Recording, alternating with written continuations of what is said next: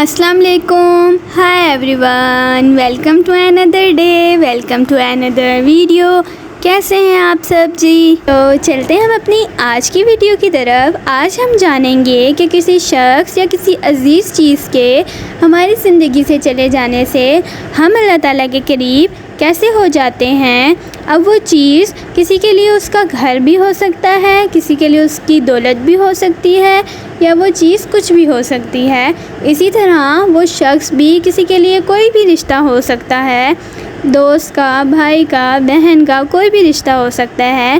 تو چلے آئیں جانتے ہیں. تو جب اللہ سبحانہ تعالیٰ کسی انسان کو اپنے قریب کرنا چاہتے ہیں تو کسی ایسے شخص, کسی ایسی چیز کی طلب لگا دیتے ہیں جو اس کے نصیب میں نہیں ہوتی, کیونکہ جب وہ انسان وہ چیز اس شخص کو نہیں ملتی تو وہ روتا ہے, زور و قطار روتا ہے, اپنے نصیب پر روتا ہے, منتیں کرتا ہے, دعائیں کرتا ہے, روزے رکھتا ہے, نمازیں پڑھتا ہے. پھر جب یہ ساری کوششیں کر کر وہ تھک ہار چکا ہوتا ہے تو اسی وقت اسے اللہ تعالیٰ کا قرب حاصل ہوتا ہے, کیونکہ اللہ تعالیٰ اس کے سامنے ہر شخص کی اصلیت لے آتا ہے, اس چیز کی, اس انسان کی اصلیت اس کے سامنے لے آتا ہے کہ اس کا دل خود بخود اس چیز سے ہٹ جاتا ہے. وہ جان جاتا ہے کہ اللہ کے سوا اس کا کوئی نہیں ہے جن سے ہمیں محبت ہوتی ہے, پیار ہوتا ہے. اللہ تعالیٰ ان تمام رشتوں کی حقیقت ہمارے سامنے عیاں کر دیتے ہیں. پھر اس شخص کی, اس چیز کی طلب ہمیں باقی نہیں رہتی,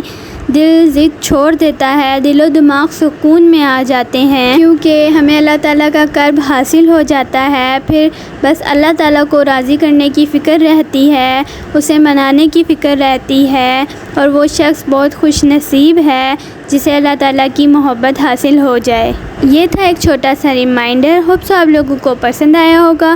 باقی انشاءاللہ ہم ملیں گے اپنی نیکسٹ ویڈیو کے ساتھ. اپنا ڈھیر سارا خیال رکھیے گا, دعاؤں میں یاد رکھیے گا. And thank you for watching. Allah حافظ.